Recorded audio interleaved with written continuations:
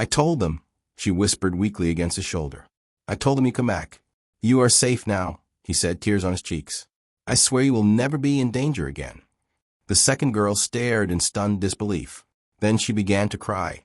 Not quietly, not politely. She cried with the raw, uncontrolled sobbing of someone whose hope had been crushed for years and suddenly impossibly restored. Conti and the dragon girls gathered around both of them. In the midst of hugs and the friendly, teary faces, the two unicorn girls felt safe for the first time in 8 years. Sarah attached remote matter beam projectors to the girls' arms. These will take you to safety. Halden, our pilot, is waiting to take care of you. What are they? A unicorn girl asked, looking at the device strapped to her upper arm. We'll see you soon, Connie said. We have more business. The projectors activated, and the two unicorn girls disappeared into a matter stream. They received a response from Halden that the girls had arrived safely. Conti extended his sword. You get the AI busy on our next target, he said. I'm no lawman, but there's going to be some justice delivered. I'm coming with you, Rhea said. No, Connie said. I've got death in my heart. I don't want that for you, for any of you. But, please, Rhea, he said, if you knew how I felt all these years. Death's on my mind and on my conscience. I won't have that for you. I'll open my comms so you all are in constant communication with me. Conti, Sarah said, you are ours now. At least partly. You are not allowed to die. You understand? Conti was silent for a moment. He wasn't fooling any of them. His readouts on their displays showed a spike in emotions. Yes, ma'am, he said. He turned and jetted away. The dragons found a quiet corner and switched to stealth. They broke into data streams and communications. Their AI easily overpowered and shut down the aliens' AI. A search commenced for the missing unicorn girls. On Conti's comm, they watched what the AI did its work. The man was blazing vengeance. He was primal fury. With his sword, and with the stealth and the propulsion of his battle suit, he tore through the alien guards of the installation. He was an engineer, but at this time he was an angel of vengeance. It was hard to watch. He melted through walls, having discovered the suit's ability to go incorporeal. He sliced aliens in battle armor in half with ease. He was quick on seeing a ghost. None were left alive. What must have he been through? Rhea whispered, tears in the corners of her eyes. Thierry nodded, watching the same stream. Did we create a monster? No, Sarah said. We unleashed his inner demons. They will expire. You hope. For the first time in 8 years, 2 unicorns were safe. Later, the third unicorn was found 2 days later. The dragon girls had 100% penetrated Ivyhome's communication systems and data networks. Their stealth drones had implanted micro-devices that defeated the security of the alien invader systems. They had everything. Up on the Dragonflight, Connie sat in the revamped freighter's rec room. The dragon girls had included the rec room in their upgrade of the freighter. AI agents monitored the communications of the Allied forces and the alien forces. Connie's table held a cup of tea, a few alcoholic recovery sweat drops, and Connie studying a projected information screen. Sir, a voice asked. A unicorn girl approached. No, sir, here, Conti said, looking up. Just a broken-down old engineer. The woman fell at his feet, collapsed into a kneeling bundle. Thank you for finding me, sir, she sobbed. Conti recognized her as a Virellian, our tall, slender bipedal species evolved on a dim, ocean-covered world. Virellians had deep, ancient customs and rules of behavior. This was no doubt one of them. Her name, Azure, was the best pronunciation non-Virellians could manage. Conti stood. He reached for her. No, please. Let's get you on your feet. Let me finish, sir. By the customs of my people, I owe you a life debt. Conti knelt down by her. He was smart enough to realize he could not apply his human values to this situation. Acknowledged, if you will do 2 things for me, I will hold this debt as paid. She looked up at him, eyes deep and green as an ocean. Never, sir. This debt will never be paid. You risked your life twice for me. You've spared no expense to find and reclaim me. I respect your customs. Would you respect mine? Why, yes, she stammered. Humans like to clear debts. We like win-wins, where every party to the debt receives what they need. I want you to help me find the other unicorn girls. And then I want you to live the best life you possibly can. This is how you will repay me. No, sir, it doesn't work like that, Azure said. Conti looked at her bandaged hands, the medical probes and lead still attached to her arms and chest. Surgeries and treatments still to come to restore her body. Don't you think you've paid enough, Azure? 8 years of a living hell? Do you want me to add to that? Do you think I even could? She smiled, sitting up.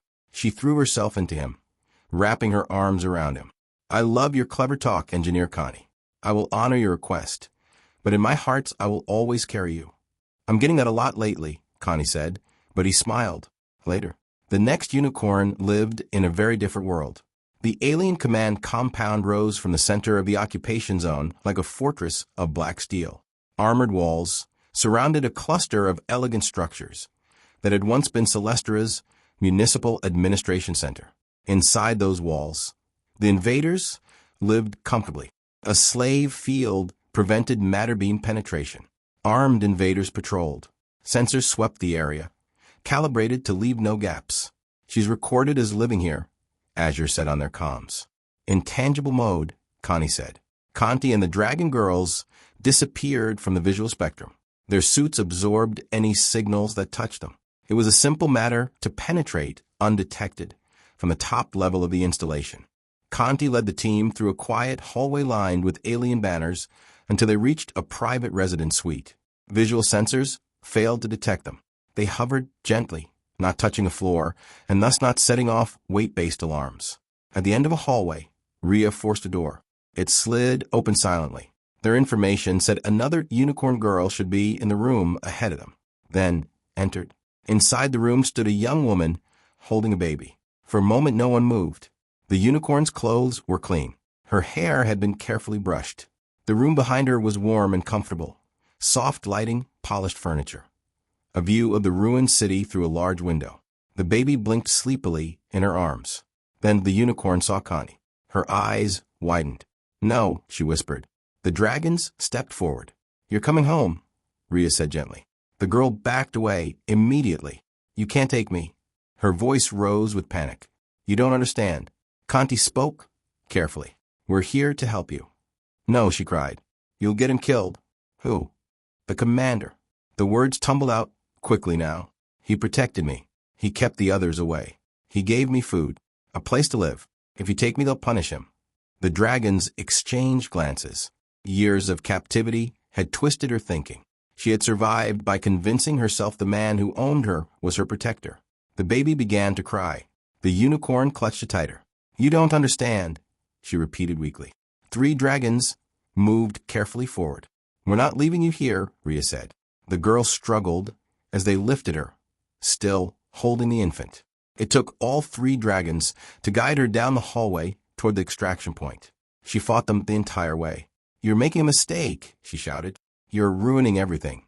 Rhea deployed a transport pod over the woman and her baby. A dark sphere surrounded them. Even as the woman's cries grew more desperate, a couple of the dragon girls anchored lines to the transport pod, and they blasted off, straight up through the ceiling. The roof exploded outward as the armored figures took to the skies. Alarms rang behind them. Give them a parting gift, Conti said to his AI. Something round and metallic emerged from the back of Connie's armor, sparked a propulsion port to life, and dove back down at the complex. A counterattack came instantly. Beams attempted to impact the accelerating figures. Propelled missiles fired from the complex shot after them. Then simultaneously, as a matter beam enveloped the party and they were gone, the complex below dissolved in a show of molecular dissolution. The buildings, people, and even 10 feet of the foundation melted, becoming pools of inert matter. Later, when the stars appeared outside the viewports of the dragon flight, the unicorn girl, clutching her baby, saw the vast darkness of space again for the first time in 8 years. And suddenly she collapsed to her knees. The baby began to wail. The girl covered her face with her hands and began to cry, not in anger, not in fear, but with the long, shattered sobs of someone finally remembering who she had once been. Azure, Connie, and a handful of the other girls knelt next to her. Her healing would take just as long and be just as difficult as the other unicorn girls. Later, finding the final unicorn was the hardest part of the search. She was not in a labor camp. She was not hiding in the ruins. She was not even on the planet. She was in orbit, 3 days after rescuing the fourth unicorn. Thierry Solène intercepted a burst of encrypted alien command traffic. The dragons gathered around the bridge console, while the Virellian engineer translated the signal. Her bioluminescent veins flickered slowly as the language algorithms worked. Then she looked up. I have identified the commanding authority of the occupation fleet. Rhea leaned forward. Alien Admiral? Thierry hesitated. No. She rotated the holographic display. A figure appeared. Human. Female. Tall now. Older than the frightened 12-year-old girl they remembered. But unmistakable. A unicorn. The final one. She stood in the center of a vast alien command chamber surrounded by armored officers. The alien soldiers stood at attention while she issued orders in a calm, cold voice. The dragons stared in stunned silence. Rhea spoke first. She's running the enemy fleet. Connie exhaled slowly. She survived. Sarah Virith studied the tactical map. More than survived. The infiltration plan was simple and terrifying. The dragonflight slipped through the orbital stalemate like a shadow between warships. Her stealth plating scattered sensor signals while Halden guided the ship into the dark wake behind the alien flagship. Once they were close enough, the dragons prepared the improved matter beam. Rhea checked her equipment. Last chance to back out. Conti shook his head. Not happening. Let Pel's crests flicked thoughtfully. Statistically speaking, she said, this is a terrible plan. Connie smiled faintly. What do coders say? Make it work. Then make it work pretty. Let us guffawed. The matter beam activated. Light swallowed them. They reassembled inside the alien flagship. The command chamber was enormous. Tall black columns rose toward a vaulted ceiling lined with alien symbols. Tactical displays glowed across the walls, projecting the positions of fleets around Ivyhome. Alien officers turned in surprise as 6 dragons and 1 stubborn human engineer materialized in the center of the room. Armed guards rushed at them. The Dragon Girl battle armor suits had already indexed the hostiles, and they were instantly cut down with explosive projectiles launched from shoulder ports. Bridge officers, aliens in suits so dark that any distinguishable characteristics were impossible to discern, shrank back. Alarms rang and sirens flashed. A voice rang across the chamber. Stop.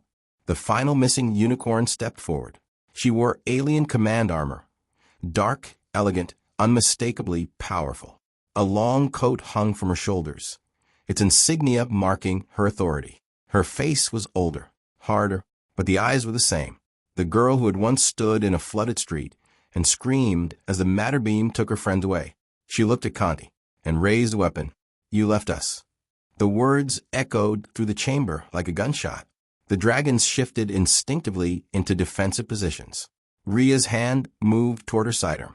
Lethus's veins flashed a warning crimson. Conti stepped forward alone. I know. The unicorn's weapon didn't waver. You promised we'd all get out. I did. You didn't try hard enough. Her voice trembled not with weakness, but with rage that had been building for 8 long years. I begged them to keep searching for you, Conti said quietly. No one did. They said the war was over. They said you're dead. The unicorn laughed, softly.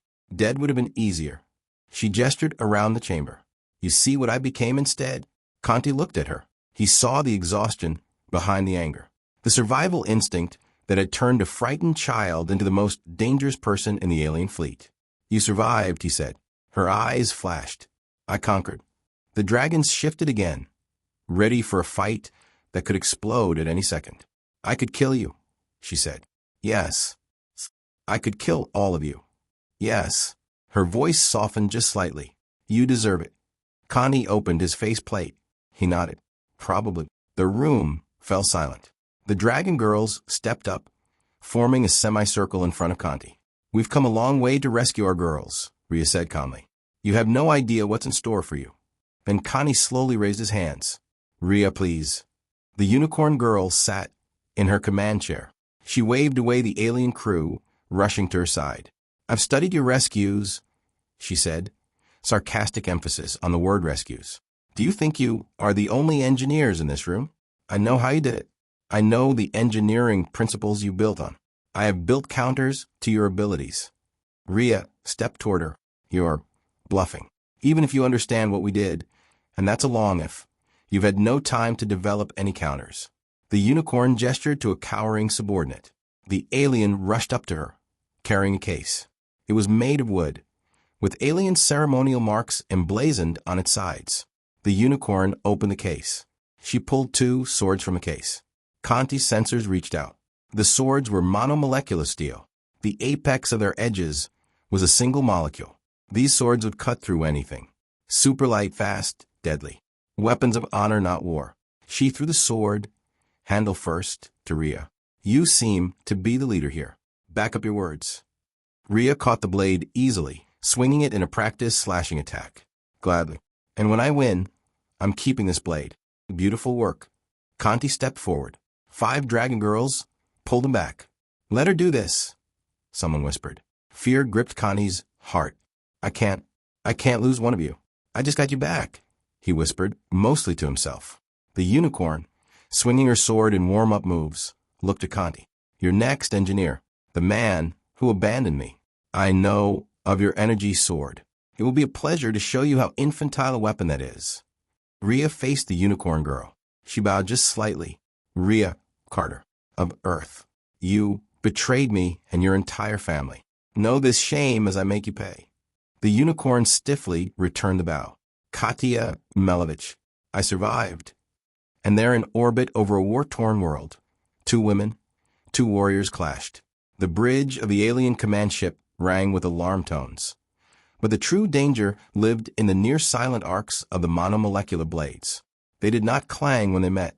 They whispered. Each stroke was so impossibly sharp, so refined to a single molecule edge, that the duel had become less a contest of strength than a ritual of absolute precision. One mistake meant dismemberment. One parry held a fraction too long meant losing fingers, arm, throat. Rhea, freckle-faced and raw with fury and grief, moved with the desperate perfection of someone who had trained to survive the impossible. Across from her, Katia fought with the cold, disciplined economy of a woman who had chosen survival over loyalty and hated herself for how well she had adapted. Their blades skated past faces, wrists, ribs, shaving sparks from the armor deck, carving smoking lines through railings and sensor housings, as if steel were cloth. Neither dared bind blades or close carelessly. With weapons like these, even proximity was a science, and every inch of distance had to be earned. Conti stood, anxiously, ready to rush in and intervene. The dragon girls around him were equally on edge. Anything could happen. Everything was in the air, now, up for grabs. Like riding an unbroken horse. Anything could happen. Rhea lunged not like an assassin, but like a rescuer who refused to accept the rescue was unwanted. Her strike sharp with memory, anger, and pleading. Katia gave ground and countered with terrifying grace. Every sidestep exact. Every turn of the wrist proof of brutal specialized training drilled into bone and reflex. The kind that taught fighters to fear their own weapons as much as their enemies. Around them, the command deck blazed with warning lights and the stars wheeled beyond fractured viewports. But inside that circle of motion there was only breath, edge, betrayal, and love twisted into violence. Rhea fought to cut Katia free from the enemy's grasp. Katia fought to keep the only safety she believed remained. When they came together in a final blur of silver lines and lethal intent, it felt less like swordplay than surgery performed on fate itself. Rhea's heels scraped across the scored deck as Katia drove her back step by merciless step, each attack so exact it felt less like combat than judgment. The monomolecular blade in Katia's hand moved with horrifying certainty, trimming a lock of Rhea's hair, slicing a button from her collar, parting the air or breath from her cheek. Rhea was losing ground, losing rhythm, losing the fragile hope that there was still a way to reach the girl inside the enemy's weapon. Then, in the span of a heartbeat, the pattern broke. Katia faltered. Her blade dipped. The terrible composure drained out of her face, and what remained was not the hardened survivor of the alien fleet, but a frightened 20-year-old woman crushed beneath all the horrors she had made to stay alive. Her breath hitched once, twice, and then she gave a broken sound that was almost a laugh and almost a sob. The weapon slipped from her fingers and struck the deck with a noise far too small for the ruin it represented. Katia stepped forward into the waiting edge of Rhea's blade until the molecule-thin line rested against the pale skin of her throat. Tears shone in her eyes, making her look younger, not older, and infinitely more lost. "Please," she whispered, her voice frayed raw. "I can't carry it anymore. I can't be what I became." And it, around them, the universe seemed to narrow to that single point of contact, the deadliest edge in existence resting against living flesh, and the unbearable mercy it demanded. Rhea froze. Her arms trembled, not from exhaustion now, but from the weight of loving someone who had become both victim and betrayer. She had come to rescue Katia, not execute her. Yet Katia leaned into the blade with the exhausted surrender of someone who believed death was the only door left open. In that moment, the duel ceased to be about skill or survival. It became something far crueler. Whether Rhea could save Katia from the enemy, from herself, and from the terrible wish to be forgiven by dying. Conti rushed forward. He decisively grabbed both swords by their handles and yanked them away. Neither woman resisted. They stared at each other. Rhea Carter, Lettice Pell, Sarah Virith, Maya Santos, Thierry Solen, Alara Virith, the dragons who had spent 8 years searching for their lost friends. It came to this moment. The last girl, the last unicorn. "You came for me?" she asked quietly. "Of course," Rhea said. "We never stopped." Something in the unicorn's expression flickered, then vanished. She turned back to Conti. "I can't go back to human space. I can't." Conti stood 3 feet away. Alara stepped up to take the monomolecular swords from him. "We'll work that out, Katia." She faced him. "You don't know what I've done, who I became. I am the villain. I am the one responsible. You should have seen me the last 8 years," Conti said. He gestured to the dragon girls. "They saved me. They reclaimed me. I'd be face down in a drunken stupor in a gutter. Or maybe a jail right now. When the Navy wouldn't let me go back for you, when they wouldn't let me save you, I lost myself." Katia's voice grew lost. "You tried to come back for me?" Conti nodded. "Yes. I didn't know any of you, but I sure wasn't going to leave you behind." Alara spoke up. "They tazzed him and then jailed him. He tried to take a shuttle back down from orbit. They charged him with stealing it." Katia didn't respond for a long moment. Then she whispered, "This changes nothing. I betrayed, I backstabbed, I murdered. I was driven to be in control. I swore to never be left behind again."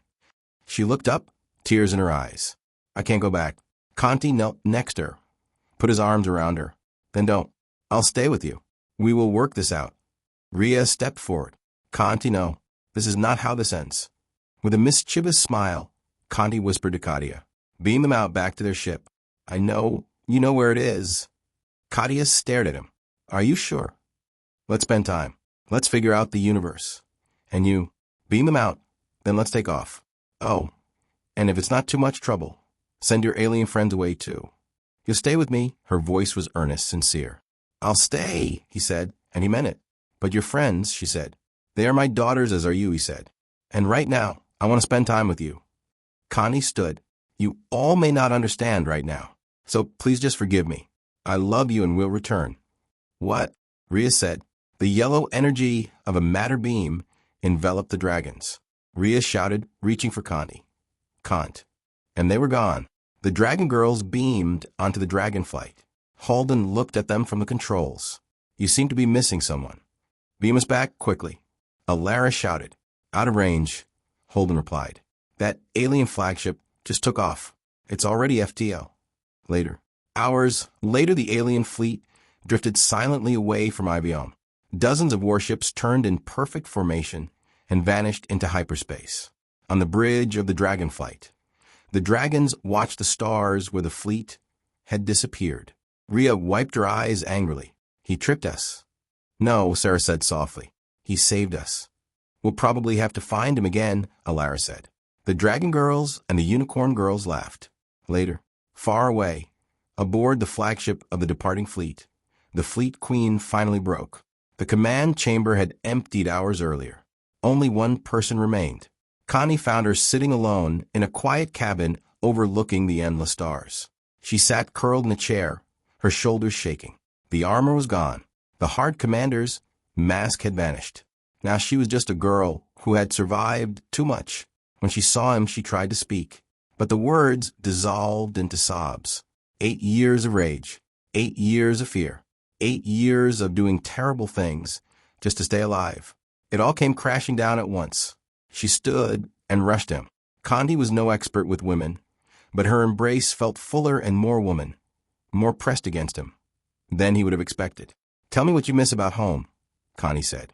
"Let's talk about nice things for a while." "I don't remember." Conti led her to the captain's ready room. It was more comfortable and more private than the bridge. They sat on a couch. "Yes, you do," he said. "You've pushed it away. Start with a smell memory. What's an odor or scent you can remember?" "The corner bakery," she was hesitant. But the memory came. Early in the morning, walking to preschool with my mom. The smell of baked bread, all up and down the street. Every now and then we would stop in and get a slice with butter. "Marvelous," Conti said. "I feel like I'm there. Now describe your mom as she held your hand, walking by that bakery." Katia rested against his chest. She tucked herself into him and pulled his arm over her. The memories came. She talked about good times, hard times, and the things she loved. Katia was a conqueror. She was a survivor. She was a demon. She was lost, held in the arms of a man who was safe. Conti had walked her path. He had been lost. The universe would wait. They were going to take their time, heal, plan, and return to the people who love them. The end. Epilogue. The rest of the story. The universe did wait. Not forever. Not peacefully. Not without consequences. But long enough. Conti Ovamber and Azure did not return immediately to the people who loved them. At first, they simply survived each other. Azure was not easy to heal. She had been a conqueror, a prisoner, a commander, a weapon, and a frightened girl who had done terrible things because she believed there was no other way to stay alive. Conti understood brokenness. He understood guilt. He understood the kind of shame that made a person feel unworthy of rescue. So he stayed. At first, he was her anchor, then her friend, then something deeper. Azure bonded to him with a fierceness that surprised even her. Conti was the only human male in her life, the only person who had seen her at her worst and refused to turn away. She loved him with the total devotion of someone who had expected judgment and received mercy instead. Conti loved her more slowly, more carefully, but no less truly. They married quietly. No grand ceremony. No fleets. No galactic audience. Just 2 damaged people, a few allies, and a promise that neither of them would be abandoned again. Over the next 10 years, they had 2 children. First a boy, then a girl. Their son inherited Conti's stubborn jaw and Azure's intense eyes. Their daughter had her mother's grace and her father's habit of taking things apart to see if they could be built better. Conti, who had once thought his life was mostly wreckage, became a husband and father. Azure, who had once ruled through fear, learned to kneel on the floor and teach children how to stack blocks, braid wire, and tell the truth even when it hurt. But peace did not come without a price. When Azure pulled the alien fleet away from Ivyhome, she did more than end an occupation. She shattered the illusion of unity among her former masters. The withdrawal exposed divisions inside the alien command structure. Some commanders believed Azure had betrayed them. Others believed she had revealed the only possible escape from a doomed imperial strategy. Others, especially those who had served under her personally, followed her example and began questioning orders they had obeyed for generations. The alien empire erupted into civil war. At first, the known galaxy did not understand what had happened. To most governments, Azure's fleet had simply vanished into the dark. Then scattered reports began to arrive. Alien ships fighting alien ships, liberated colonies appearing on long-range scans, command worlds going silent, old military hierarchies collapsing into rival factions. Azure and Conti were not hiding from the galaxy. They were trying to survive a war Azure had accidentally started. Meanwhile, the dragons and unicorns did what Conti had taught them to do. They fixed things. The rescued girls grew into the most extraordinary engineering collective in known space. Human practicality, Asteri precision, Virellian perception, and the hard-earned moral fire of survivors combined into something no civilization had ever produced before. Their first great gift was a power source. It began as a solution to the limitations of war-damaged infrastructure. Cities needed reliable power. Refugee stations needed stability. Ships needed independence from vulnerable fuel routes. The dragons and unicorns developed an ongoing reaction source that did not burn itself out in any normal sense. The reaction expanded as it operated, carefully regulated by containment fields and predictive dampening systems. In ordinary language, it was an eternal battery, not literally infinite, as the engineers were quick to insist, because engineers hate sloppy words. But for cities, ships, stations, hospitals, habitats, and planetary shield systems, it may as well have been endless. Then they gave it away freely. No empire held the patent. No corporation owned the design. No military got exclusive access. The dragons and unicorns published the technology openly across human, Asteri, Virellian, and allied networks. They included safety instructions, construction templates, failure warnings, maintenance guides, and simplified versions for frontier worlds. It changed civilization almost overnight. Remote colonies stopped starving for power. Hospital moons became self-sufficient. Ships no longer had to crawl between fuel stations. Poor settlements gained light, heat, fabrication, water purification, and communications. The gift was so large that historians later divided modern galactic development into two eras: before the Dragon Source and after. Their second great invention was even more transformative: construction nanites. Tiny robotic builders, programmable by design schema, able to work without pause in hostile environments, vacuum, deep sea, toxic atmosphere, or high radiation zones. They could assemble hull plating, habitat ribs, city foundations, pressure shells, orbital frames, and entire industrial complexes. The dragons and unicorns tested them carefully. Their first major trial was a set of orbital stations built under open observation. The stations rose 3 times faster than conventional builds and at a fraction of the cost. Every weld, brace, panel, seal, and pressure channel passed inspection. Then came the masterwork: a ring world, not a station, not a moon habitat, not a planetary dome. A vast artificial ring encircling a star, designed to hold living space on a scale that made ordinary planets seem small. The project would take decades, even with nanite builders. Maybe longer. It would require raw material from asteroid belts, dead moons, captured comets, and carefully dismantled uninhabited rock worlds. But it could be done. And because it could be done, civilization changed again. The ring world meant room. Room for refugees. Room for new nations. Room for species who had lost homeworlds. Room for those too strange, too displaced, too politically inconvenient, or too wounded by history to fit easily anywhere else. It was the greatest construction project in recorded history, and every major support spine carried one inscription in thousands of languages: Dragons protect people. 10 years after Conti and Azure vanished with a departing fleet, the Civil War finally reached the known galaxy. The news was grim. Azure's faction was losing. Her allies had freed slaves, rescued occupied populations, sabotaged invasion fleets, and shattered old command chains. But the Loyalist forces still held ancient shipyards, weapons caches, fortress worlds, and the brutal momentum of empire. Conti and Azure returned not as conquerors, not as fugitives, but as petitioners. They came before the Galactic Council and asked for sanctuary, not for themselves alone, for everyone who had followed Azure into rebellion. The request nearly broke the council. Some worlds wanted Azure arrested. Some wanted her executed. Some wanted to use her faction as a buffer against the Loyalist forces, but never allow them into civilized space. Others argued that no one who had served the occupation of Ivyhome should ever be trusted. Then Azure did the one thing no one expected. She went before the entire galaxy and told the truth. All of it. She spoke to officials, to tribunals, to historians, to refugee families, to press channels, to planetary assemblies, to anyone who would listen, and many who did not want to. She told them about being left behind as a child. She told them about fear, captivity, survival, compromise, power, cruelty, and shame. She did not excuse herself. She did not say she had only followed orders. She did not say she had no choice.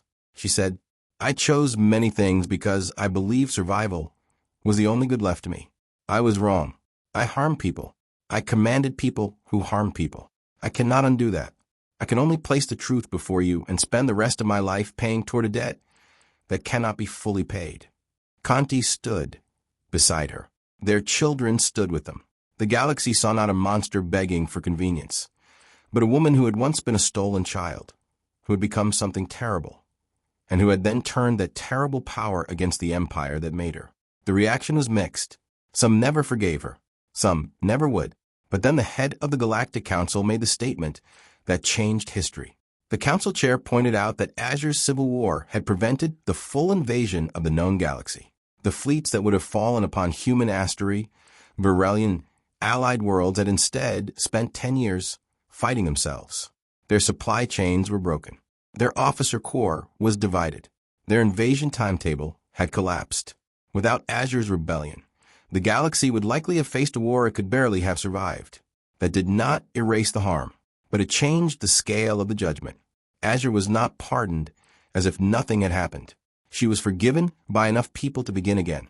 Her home planet welcomed her back with open arms and open grief. Her family, who had believed her dead, received her with joy that stunned her into silence. The first time her mother held her, Azure wept so hard she could not stand. Conti held their children nearby and let the reunion be what it needed to be. Then came Conti's second reunion with the dragons and unicorns. It was chaos. There were tears, shouting, accusations, embraces, laughter, and at least 3 people trying to talk over one another in different languages. Rhea punched Conti in the shoulder so hard he nearly fell over. Sarah told him very calmly that his previous disappearance had been emotionally inefficient and was not to be repeated. Letta simply wrapped her long Virellian arms around him and glowed so brightly that the room lights dimmed in response. The unicorns came next, one by one. The girls he had lost and found again embraced him. Some had become engineers, some healers, some diplomats, some parents. Some were still figuring out who they were, without captivity defining them.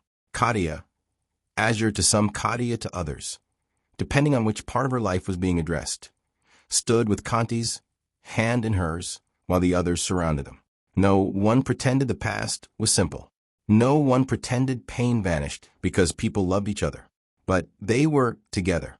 That mattered. In time, Azure's rebel allies were accepted into the Galactic Council under strict treaties, reparations agreements, and military transparency laws. Many served in the final campaigns against their old masters. They knew the enemy's tactics, command language, supply routes, and weaknesses. Their help turned a frightening war into a winnable one. And when the first habitable arc of the Ring world opened, Azure's allies became its first residents. That decision was controversial. Then it became symbolic. The first people to live on the greatest refuge ever built were former enemies, former slaves, former soldiers, defectors, refugees, and children born during a civil war. They built homes beneath an artificial sky. They planted gardens in soil made from processed asteroid dust. They raised schools, clinics, parks, temples, workshops, music halls, and memorials. At the center of the first city stood a statue, not of Azure, not of a general, not even of the dragons and unicorns, though they objected less loudly than expected. The statue showed a tired human engineer kneeling in front of 12 frightened girls. One hand extended, one promise implied.